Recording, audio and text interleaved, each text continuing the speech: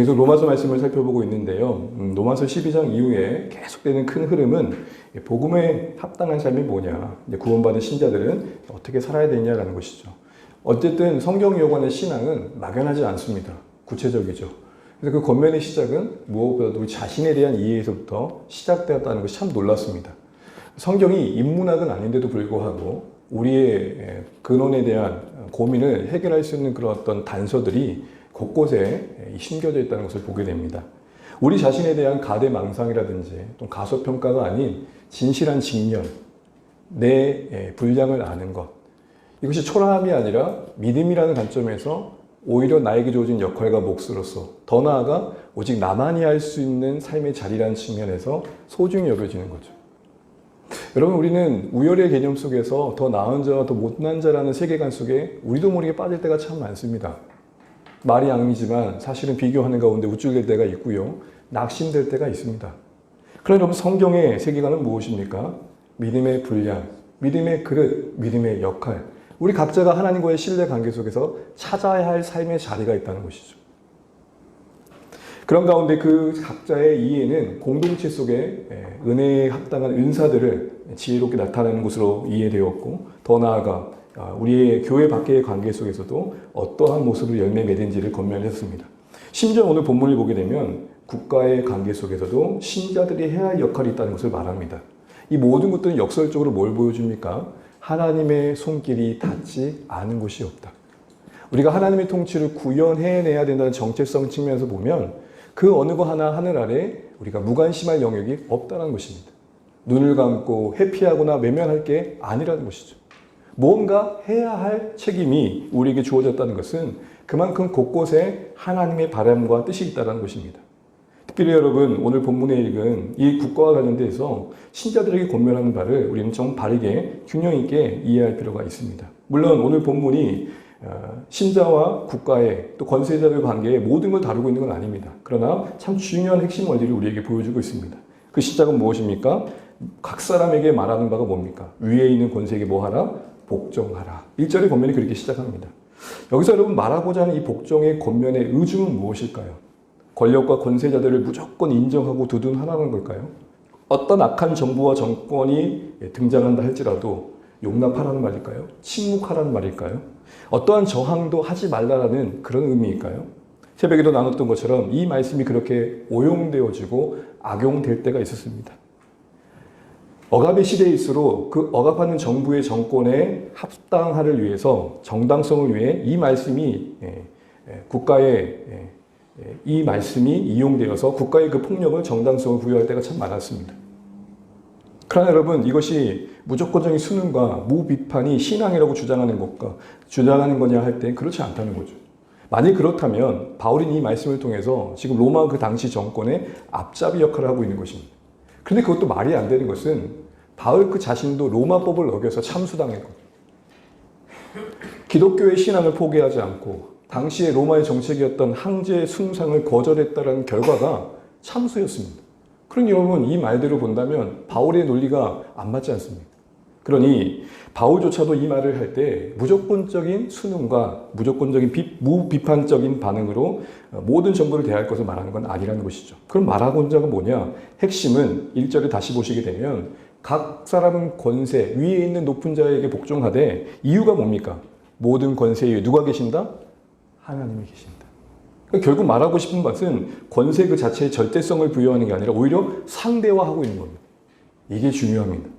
권력을 강화하는 의도에서 하신 말씀이 아니라는 것이죠. 당시 황제가 들으면 이건 참 불편한 말씀이 아닐 수 없었습니다. 왜냐하면 당시 황제들은 각자 자신들을 신의 아들이라고 스스로 여기면서 우리 위에 아무도 없다고 하는데, 대려 성경은 뭐라고 말하고 있습니까? 너희 위에 하나님이 계셔. 지금 이 얘기를 하고 있는 것입니다.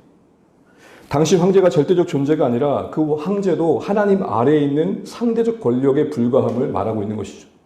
그러니 교회에게 뭘 말하는 겁니까? 누구를 마땅히 두려워해야겠느냐? 이 도전인 것이죠. 또한 당시의 황제들에게는 모든 권력이 하나님께 있다는 말 속에 자신들의 위치를 확인했어야 된다는 것입니다.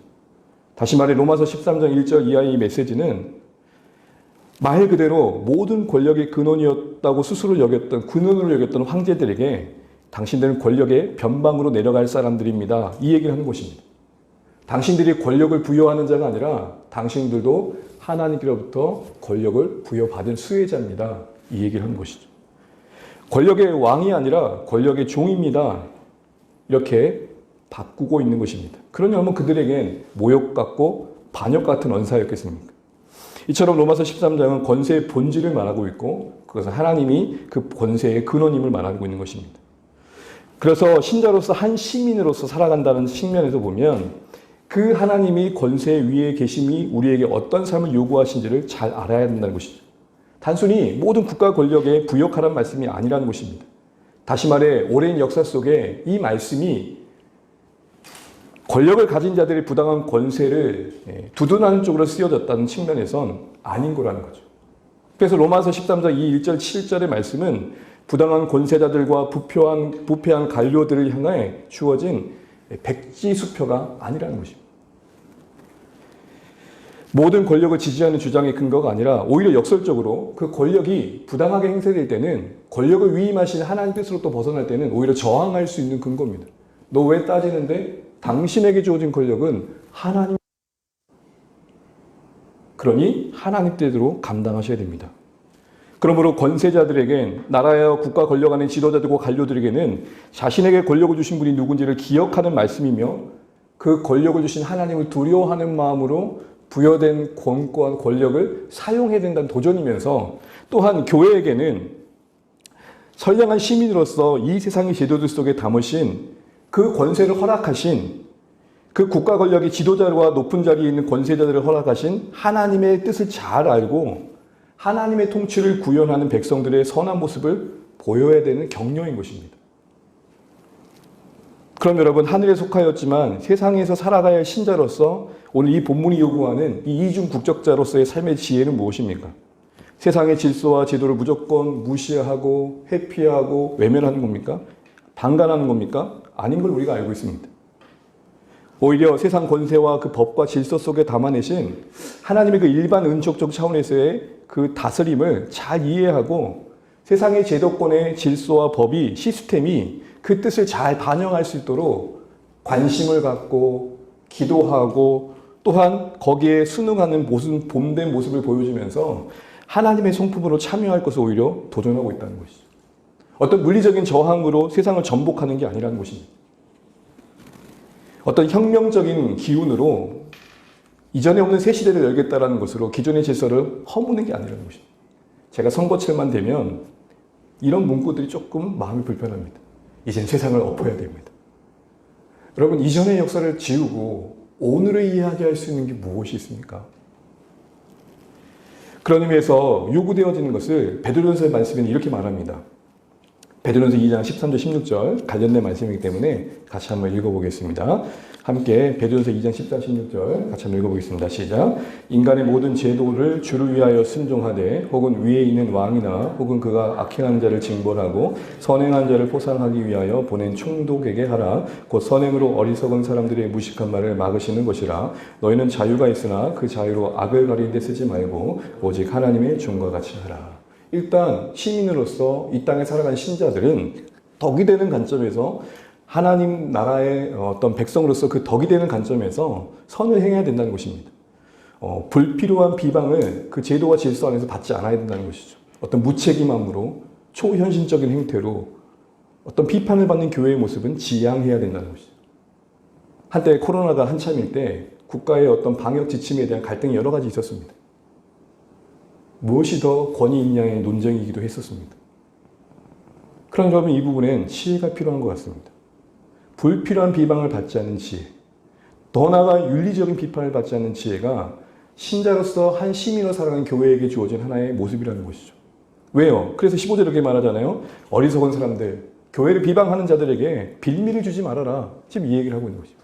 더 나아가 이 모든 것들은 적극적인 측면에서는 우리가 누구인지를 보이는 측면의 내용이라는 것입니다. 그래서 16절 보시면 뭐라고 했습니까? 오직 하나님의 종. 그냥 어떤 한 시민이 아니라 하나님의 종이라는 측면에서 이 일들을 감당해야 된다는 거죠. 무슨 말입니까? 우리가 어떤 세상의 법과 질서 안에 소속되어 그것을 따르는 것은 세상의 권세에 우리가 순응한다는 측면에서보다 하나님 나라 관점에서 우리가 하나님의 통치 영역이 이곳에도 있다는 것을 보이는 측면에서 의미가 있다는 것입니다. 그냥 법을 잘 지킨다는 측면이 아니라 그 법도 그 질서도 악이 들끓는 이 세상을 통치하시는 하나님의 다스리심을 아는 측면에서의 순종인 것입니다. 그럼 구체적으로 여러분 권세자들에게는 앞서 말씀드린 것처럼 무엇이 요구되고 있고 어떤 뜻을 담고 계신지를 우리가 보게 되면 4절 말씀 같이 한번 읽어보겠습니다. 4절입니다. 시작. 그는 하나님의 사역자가 되어 내게 선을 베푸는 자니라. 그러나 내가 악을 행하거든 두려워하라. 그가 공연히 칼을 가지지 아니하였으니 곧 하나님의 사역자가 되어 악을 행하는 자에게 진노하심을 따라 보응하는 자니라. 여러분 반복되는 표현 하나가 뭡니까? 하나님의 사역자다. 하나님의 사역자다. 그리고 그에게 칼이 주어졌다. 이때 칼은 공권력을 말하겠죠. 어떤 권한을 말하고 지도력을 말합니다. 어떤 행정력을 말할 것입니다. 그런데 그것이 주어진 것은 그 이유는 바로 죄를 억제하고 선을 장려하는 데 그 목적이 있다라고 말하는 것입니다. 여러분 하나님께서 이 세상을 다스리실 때 제 아래 있는 현실 속에 한 개인은 양심을 통해 통제하십니다. 그래도 여러분 이 세상이 아름다운 이야기가 펼쳐지는 것은 우리 안에 그나마 남아있는 양심의 흔적일 것입니다. 근데 이것을 좀 확장해서 이 나라와 나라가 한 국가 안에 여러 관계들이 그래도 통제되는 것은 국가에 부여한 어떤 이런 권권력을 통해 이 모든 것들을 만들어 가신다는 거죠. 만약 이것마저 없으면 어떻게 될까요? 치안이 무너지고 법 통치가 무너지고 모든 게 통제되지 않는다면 그곳은 어떻게 될까요? 무법 천지가 될 것입니다. 시스템이 무너질 때 그게 얼마나 우리에게 악이 되는지는 명절을 지나면 압니다. 3, 4일 되는 명절을 지나잖아요. 일반 쓰레기함의 쓰레기 봉투가 어마어마하게 쌓입니다. 우리는 몰랐지만 매일같이 보이지 않는 곳에서 신실하게 그 일을 감당하시는 어떤 분들, 그 어떤 제도와 시스템이 뭔가 우리 안에 불편해 보이는 것들을 이렇게 해소해 가고 있다는 것을 거기서 느낍니다. 이게 바로 공권력에게 주신 하나님의 역할이었습니다. 그들이 하나님을 인정하지 않더라도 그들에게 보이는 공권력을 통해 보편적인 가치인 선을 격려하고 악을 징벌함으로써 악을 억누르는 억제의 역할을 국가를 통해 하신다는 것입니다. 그게 국가가 권세가 주어진 하나님의 일반 은총 차원에서의 목적이었습니다. 공의와 정의와 생명과 박애와 도덕과 윤리와 공동체와 공익이 잘 구현될 수 있도록 국가 권력이 그걸 잘 나타내도록 하나님께서는 그 일을 목적하셨다는 것입니다. 그런데 특별히 여러분 그 목적하신 존재로서의 국가를 성경은 뭐라고 말하느냐? 하나님의 사역자로. 보통 하나님의 사역자라고 하면 보통 여러분 저와 같은 목회자를 생각하실 수 있을 것입니다. 근데 이 사역자의 의미는 뭐냐면 원문의 뜻은 심부름꾼 종입니다. 여러분 이 말을 들었을 때 가장 기쁜 나팔 쓴 사람이 누굴까요? 바로 황제일 것입니다. 절대 지존자로 스스로 여겼던 사람인데 당신은 하나님의 종, 당신은 하나님의 심부름꾼입니다. 이 얘기를 하는 것입니다. 그러게 4절은 권력은 군림하게 존재하는 게 아니라 하나님의 심부름꾼이 되기 위해 존재함을 말하는 것이고 그 다스리는 백성과 또한 함께하는 그런 국민들의 복지를 위해 존재하는 걸 말하는 것입니다. 이게 얼마나 당시 로마 황제에게는 치욕적이었겠습니까? 여기서 어디서 절대적인 권력을 지지하는 마음을 어떤 맥락을 읽어낼 수 있겠습니까? 그래서 같은 구절에 공동 번역은 이렇게 번역합니다. 같이 보여주실까요? 같이 한번 읽어보겠습니다. 시작. 결국 여러분의 유익을 위해서 일하는 하나님의 심부름꾼입니다. 여러분 이게 우리에게 너무 당연하지만요. 당시의 맥락, 독자들의 맥락에서는 파격적인 선언이었습니다. 모든 국민들은 황제를 위해 존재한다는 게 당시의 세계관이었습니다. 그런데 권력이 국민과 백성의 유익을 위해 존재한다는 이 세계관을 지금 로마서 13장이 선언하고 있는 것입니다.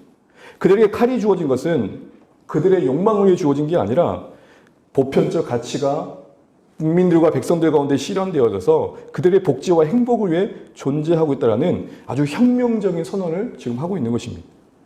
권력을 부여받은 지도자들은 이걸 잘 알고 그 역할을 인식하는 게 오늘 로마서 13장을 바르게 이해한 권세자들의 자세입니다. 근데 이걸 가지고 모든 권세는 하나님께로 났으니 아무 말 하지 마. 이건 아닌 거죠. 2절의 권력을 거스린 자들 가운데 자신이 있을 수 있다는 것을 볼 줄 아는 게 이 말씀 앞에서의 정직한 자세입니다. 그러므로 여러분 우리는 뭘 기도해야겠습니까? 하나님, 대한민국이라는 조국 안에 만드신 국가적인 시스템, 지도력, 관료들이 이 위임받은 권세를 바르게 이해하고 진실한 마음으로 백성들을 섬기고 자기 역할을 잘 감당하게 해달라고 기도하는 것은 하나님 뜻에 부합한 것입니다. 그들이 하나님이 인정하건 인정하지 않건 간에 일반 은총 차원에서 국가에 부여하신 그 역할들이 잘 이루어질 수 있도록 하는 거죠. 쉽게 말하면 그들이 위임받은 권한을, 그 무게를 좀 느끼게 해달라고 기도할 필요가 있는 거죠. 두 번째로 이 말씀이 우리에게는 어떻게 적용되겠습니까? 신자로서 선량한 시민의 삶을 도전하고 있는 이 말씀은 우리에게 두 가지를 권면합니다. 첫 번째 1절 다시 보시게 되면 1절 위에 있는 권세들에게 뭐하라? 복종하라. 사실 이 복종이란 말이 조금 불편하게 와닿는 것은 무엇 때문입니까? 무조건 따르란 말로 와닿기 때문이겠죠. 그러나 여러분 그렇지 않습니다. 2절 다시 보시면 복종하라의 의미는 2절에 다시 해석되기를 뭐라고 말합니까? 권세를 거스리지 않는 것인데, 거스린다면 누구의 명을 거스리는 것으로 말하고 있습니까? 하나님의 명을 거스리는 것. 그러니까 복종이라는 게 어떤 지도자에게 복종한다는 측면에서 요구되어진 복종이 아니라 그 지도자를 세우신 하나님의 뜻에 복종한다는 측면에서 요구되고 있다는 것이죠. 그러니까 신자들에게, 각 사람에게 위에 있는 권세에게 순종하는 것은 저 권세가 무서워서 벌벌 떨고 순종하는 이 말이 아니라 그 권세자를 세우셔서 하시고자 하시는 하나님의 그 순기능을 잘 이해하고 거기에 바르게 참여해라, 이런 것입니다. 그런 의미이기 때문에 2절에 거스린다는 의미를 지도자의 명을 거스렸다고 말하는 게 아니라 하나님의 명을 거스렸다고 말하고 있는 것입니다. 그러므로 복종이라는 의미는 단순히 권세 자체에 두려워 떠는 모습들이 아니라 그 권세가 상징하는 법과 질서, 그것이 목적하는 유익과 복지, 보편적 가치가 세워져가는 그 하나님의 통치 방식에 바른 이해를 가지고 신자들은 관심을 갖고 참여해야 된다는 것입니다. 이것은 두 가지로 해석이 됩니다. 첫 번째는 권세에 대한 바른 인식이 필요합니다. 기독교 신자들은 무정부주의자들이 아니라는 것입니다. 무조건 권세를 비판하는 저항 세력이 아니라는 것입니다. 국가의 권력이, 지도력이 하나님의 신성한 그 권한을 위임받은 자리임을 아는 것입니다. 물론 간혹 인간이 죄인인지라 그 위임받은 권세를, 하나님께서 위임받다는 사실을 배반하고 폭정과 부패를 자행하면서 악의 질서를 만들어가는 지도자도 있을 수 있습니다. 그렇다고 이 국가 권세 자체를 부정하는 것은 말이 안 된다는 것이죠. 이는 이와 같습니다. 하나님께서 이 땅을 보살피시기 위해서 햇빛도 비춰주시고 비도 내려주십니다. 만물의 작물들을 자라게 하시 하나님 환경과 보호의 어떤 모습들입니다. 피조물의 생존을 위해 만드신 환경입니다. 그렇지 않습니까? 그런데 가끔 이 햇빛이 너무 강렬해가지고 가뭄이 임하기도 하고 이 비가 어마어마하게 내려가지고 홍수가 임하기도 합니다. 그래서 피조세계에 위협을 줍니다. 그렇다고 해서 햇빛과 비가 하나님이 자기 피조물의 생존을 위해 만드신 환경임을 부정할 수는 없는 것이죠. 동일한 원리로 인간의 어떤 권세와 법과 질서도 무조건 부정하고 없앨 것들이 아니라 그 안에 모순이 있고 안타까움이 있지만 그 법과 질서 속에서 평화롭게 살아가는 그런 참된 가치를 만들기 원하신 하나님의 선한 의도를 부정하는 것까지는 아니라는 것입니다. 이 말을 바꿔 말하면 국가 권세와 지도력, 이 모든 나라의 모습 속에 하나님의 통치가 제대로 임할 것을 신자들은 기대해야 된다는 것입니다. 하나님께서 국가에 부여하신 권력에 우리가 바른 관심과 참여의 모습을 통해서 그 안에 부여된 그 어떤 아름다운 질서들이 잘 반영될 수 있도록 관심을 가질 필요가 있다는 것이죠. 그것이 3절에 보게 되면 이렇게 표현되어 있습니다. 3절에 뭐라고 말하고 있습니까? 선을 행해라. 선을 행하라는 것은 말씀드린 것처럼 국가의 그 어떤 정한 법과 질서를 존중하고 준수하고 그 정책에 대한 관심과 참여를 권면하고 있는 것입니다. 앞서 말씀드린 거듭된 말씀처럼 하나님이 부여하신 국가의 기능의 그 역할을 잘 감당할 수 있도록 신자들은 건강한 관심을 가지고 협력하고 참여하고 기도해야 됩니다. 여러분, 우리나라 정치제도를 뭐라 그러죠? 대의민주주의라고 합니다. 대의제라고 그러죠. 대의제가 뭡니까? 스스로 선출한 대표자를 통해서 국가 권력이 발휘될 수 있도록 하는 시스템입니다. 그런 의미에서 본다면 여러분, 이 말씀의 선을 행하라에 가장 정말로 우리가 현실적으로 적용할 수 있는 것 중에 하나는 뭘까? 잘 분별해서 대표자를 선출하는 모습들이 필요하다는 것입니다. 투표권을 제대로 행사하는 게 건강한 신앙의 모습이라는 것입니다. 만약 국가 권세자가 사회 질서를 유지하지 못하고 뭔가 오히려 통합을 방해하고 불의를 처벌하지 않고 인류의 보편적 가치를 해치는 쪽으로, 공익을 해치는 쪽으로 나아간다면 그럼 어떻게 해야 될까? 바로 그 부분에 대해서 하나님께서 원하시는 모습들도 방법을 따라 참여할 필요가 있는 것입니다. 왜냐하면 공익을 위해서 주었던 그 권한이 사익으로 흘러가고 있다는 것은 그 순간 그 공직은 스스로의 존재 이유를 포기하는 것과 다를 바가 아니기 때문이죠. 건강한 저항 의식이 필요합니다. 대안을 말해주시는 게 필요합니다. 정당한 방법으로 참여하는 게 필요합니다. 하나님의 성품을 따라 이 나라의 모습을 바라보고 하나님의 마음으로 할 수 있는 것들을 해볼 필요가 있다는 것입니다. 앞서 로마서 12장 이후에 선으로 악을 이기라고 했고 이 세대를 본받지 말라고 하지 않았습니까? 무슨 말이냐? 폭력으로 이 세상을 업자 이 말을 드린 게 아닙니다. 가끔 집회 현장에서 찬양의 소리가 들릴 때마다 목회자로서는 좀 가슴이 아픕니다. 그 누가 하나님께 영광 돌릴 찬양을 집회의 분위기를 쿨껏 달아오른 데 쓰라고 하셨습니까? 그건 아니잖아요. 묵묵히 골방에서 이 나라의 안타까운 현실을 두고 눈물 흘리는 게 아니라 선동하고 분위기를 휘어잡는 일에 하나님의 거룩한 찬양에 사용되는 현실을 보면 저는 개인적으로 안타깝습니다. 하나님이 이 세상의 권력이 제대로 발휘되는 이 현실을 그렇게 풀어가길 원하셨을까요? 그렇다면 예수님께서 요한복음 18장 36절에 말씀하셨던 것처럼 빌라도 앞에 섰을 때에 그렇게 말씀하지 않았을 것입니다. 뭐라고 말씀하셨죠? 내 나라가 이 세상에 속했다면 내 제자들이 싸워서 얻었을 것이다. 근데 그렇지 않다. 이 땅의 신자들이 국가 권력을 섬길 때에 그것이 그릇된 방향으로 갈 때에 어떻게 섬겨야 될지에 대한 아름다운 본들을 사실은 보지 못했던 것이죠. 여러분 이미 대한민국이라는 이 나라 안에도 이미 기존 시스템이 건강하게 잘 자리 잡고 있습니다. 여러분 배우셨던 것처럼 우리나라는 3권 분리입니다.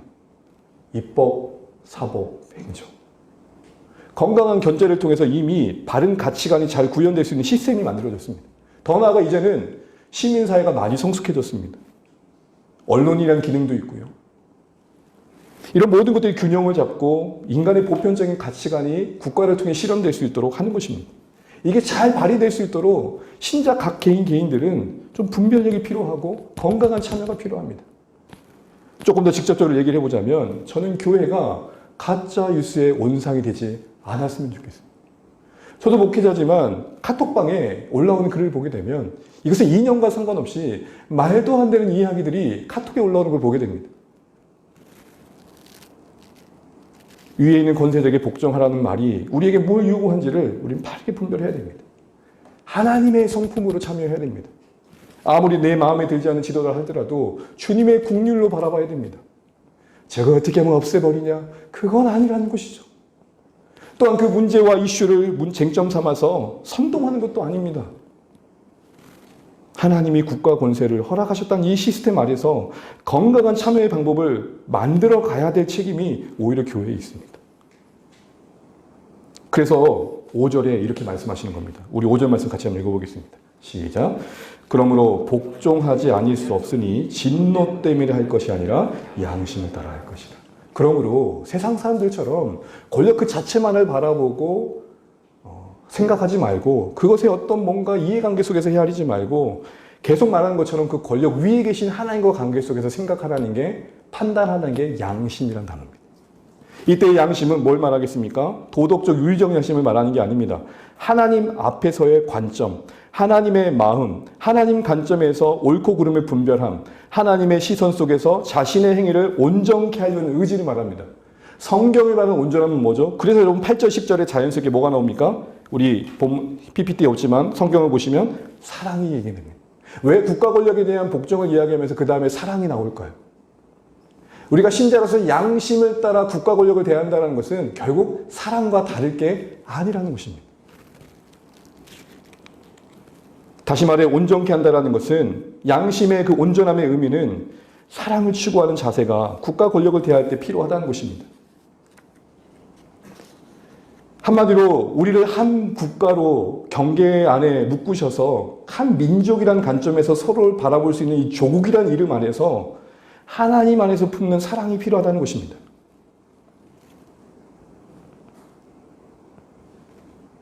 조국 사랑은 감리교단뿐만이 아닙니다. 가끔 여러분 교회 가다 보면 뒤편에 태극기가 가득한 교회를 보실 겁니다.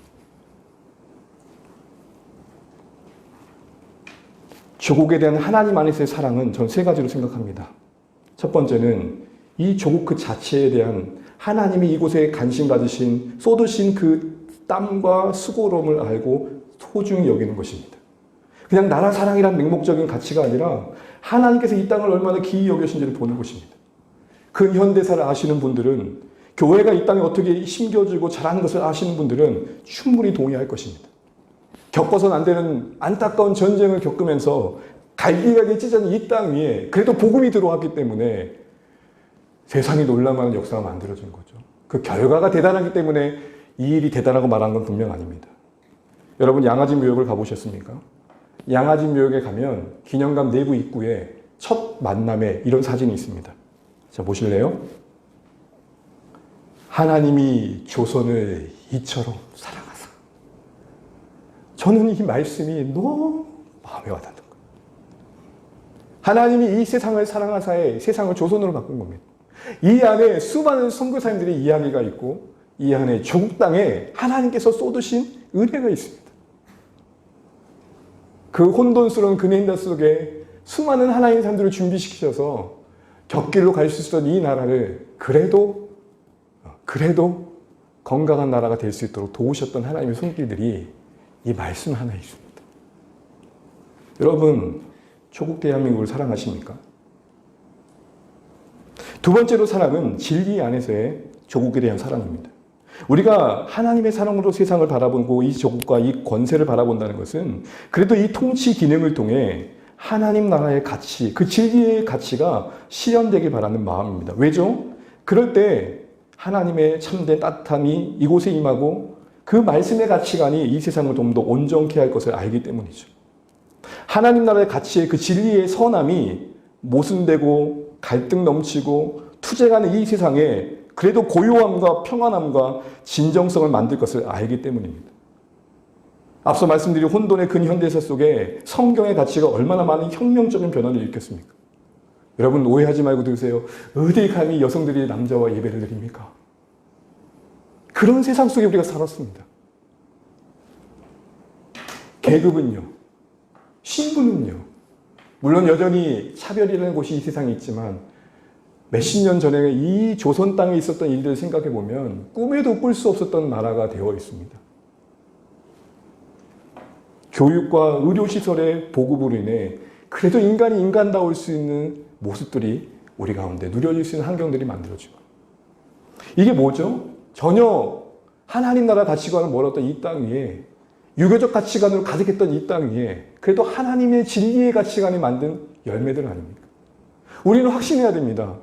단순히 모든 사람을 믿게 하는 데 목적이 아니고요, 하나님이 통치하신 이 땅 위에 그 나라의 가치관이 곳곳에 제도화되어지고 법제화되어지고 실현될 때에 그래도 이 세상이 좀 더 따뜻해지고 아름다워질 수 있다는 소망을 갖고 있기 때문에 그 진리에 대한 사랑이 이 조국 교회를 향한, 조국 땅을 향한 간절한 마음을 만들어야 된다. 세 번째로는 이 나라에 대한, 그 나라에 대한, 하나님 나라에 대한 사랑입니다. 디모데서 2장 1절 4절입니다. 왜 우리가 이 국가 권세에 대한 바른 관심과 참여를 해야 되는지. 디모데서 2장 1절 4절 같이 한번 읽어보겠습니다. 시작. 그러므로 내가 첫째로 권하노니 모든 사람을 위하여 간구와 기도와 도구와 감사를 하되 임금들과 높은 지위에 있는 모든 사람을 위하여 하라. 이는 우리가 모든 경건과 단정함으로 고요하고 평안한 생활을 하려 함이라. 이것이 우리 구주 하나님 앞에 선하고 받으실 만한 것이니 하나님은 모든 사람이 구원을 받으며 진리를 하는 데 이르기를 원하십니다. 왜 국가 권세를 위해 기도하라고 권면하고 있습니까? 그것이 곧 고요하고 평안한 신앙의 환경이 된다는 것입니다. 이는 이기적인 건 아니야. 이걸 통해서 구원받길 원하시는 하나님의 그 부르시는 사람들이 부르실 수 있는 환경이 만들어내는 것입니다. 여러분 바꿔서 말해보죠. 이 나라가 온통 전쟁통이라고 생각해 보십시오. 물론 그 안에서도 하나님의 구원의 역사를 이룰 것입니다. 지금처럼 편안하게 복음을 전할 수 있을까요? 지금처럼 선교 역사가 활발하게 이루어질 수 있을까요? 사랑하는 여러분, 그 나라를 사랑하기에, 하나님 나라가 궁극적으로 올 것을 알기에, 그런 관점에서 조국을 위해 우리가 그 사랑의 마음으로, 하나님 나라를 살아가는 마음으로 조국을 바라보는 것입니다. 이런 과정 속에 우리는 다시 한번 점검해 보는 거죠. 우리는 단순히 그런 어떤 국가라는 어떤 권력의 어떤 그 자체에 대한 충성 자체를 강조하고 있지는 않은지. 아니요, 성경은 그걸 뛰어넘는 양심을 따른 행위를 원합니다. 그때 양심은 하나님이 부여하신 마음입니다. 하나님 앞에서 온전해지려는 의지이고, 그 온전함의 실체는 사랑입니다. 그리고 그 사랑으로 조국을 바라본다는 것은 하나님이 이 땅을 어떻게 소중히 여기신지를 우리도 공감하는 겁니다. 또한 진리가 이 땅에 같이 실현되는 것을 기대하는 것입니다. 또한 하나님 나라가 이루어질 수 있는 나라 되게 해달라고 기도하는 것입니다. 그래도 하나님 은혜 주셔서 선교 역사적으로 보면 우리나라가 참 많은 선교사님들을 곳곳에 보냈다는 열매를 우리는 감사하게 보게 됩니다. 이 모든 게 다 나라의 안정과 국가의 평화와 무관하다 할 수 있겠습니까? 그런데도 불구하고 이 땅의 교회 가운데 이 모든 것들을 이루는 데 있어서 걸림돌 같은 게 있습니다. 그게 뭘까요? 가장 중요한 것 중에 하나는 이념이고 이데올로기인 것 같습니다. 어느새 교회가 특정 정당을 대표하는 교회의 모습으로 비춰지고 있는 것입니다. 어떤 이념과 정당에 대한 선호들 따라 성도들마저 갈기갈기 나뉩니다. 하나님 나라의 가치보다 이념이 더 위에 있는 걸 보게 됩니다. 지지하는 정당이 다르면 말도 안 섞습니다. 제가 어떤 댓글을 봤습니다. 저에게 보낸 댓글입니다. 너무 가슴이 아팠어요. 어떤 진영 논리로 저를 판단하는 논리였습니다. 그럼 여러분, 진영 논리를 무조건 지지하는 그런 쪽으로 우리가 가는 것이 아니라, 그럼 어떻게 해야 됩니까? 진리를 따라 판단하고 제안해야 됩니다. 진영이 아니라 진리입니다. 우리 혹 지지하는 정당이 있을 수 있습니다. 그러나 그 모든 정당이 다 옳은 건 아니지 않습니까? 하나님 나라의 가치와 진리와 반할 때는 바르게 분별할 수 있어야 되는 것입니다. 교회가 특정 이념을 대표하는 것으로 전락해 버리는 이 안타까운 현실을 우리는 주목해야 됩니다. 교회를 대변하는 오피니언이라 할 수 있는 여러 리더들이 특정 정당을 지지하는 것은 지혜롭지 못하다고 봅니다. 왜냐하면 교회는 모든 정당에 속한 사람들의, 성도들의 교회여야 하기 때문입니다. 하나님 나라의 샬롬과 진리의 가치는 이념과 이데올로기로 감히 나눌 수 없을 만큼 넓으며 깊기 때문입니다. 이걸 위해서 우리는 구체적으로 해야 될 것을 고민해야 됩니다. 그래서 여러분 6절, 7절에 자연스럽게 조세 문제가 나옵니다. 여러분 6절을 보십시오.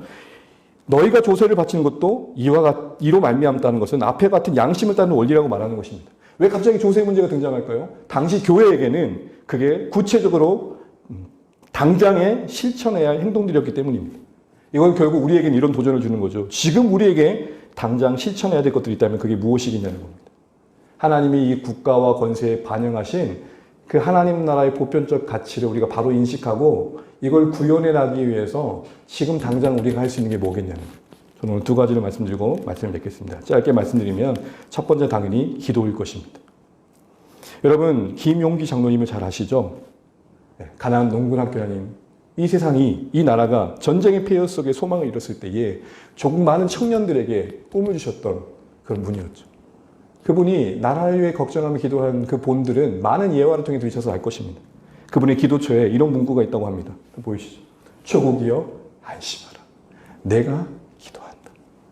제가 이 말을 처음 청년 때 듣고 얼마나 가슴이 뜨거운지 모릅니다. 여러분에게 이 나라를 위한 기도가 있으십니까?